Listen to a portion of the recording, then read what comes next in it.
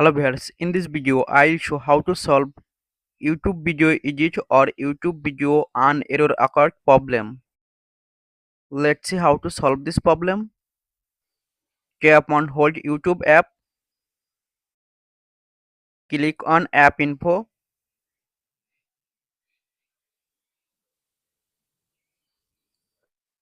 tap on storage and cache, tap on clear storage, tap on delete. Go to Play Store, click on search bar,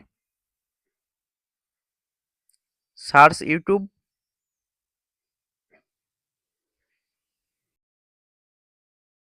update YouTube app if available on Play Store or App Store. Press on power button.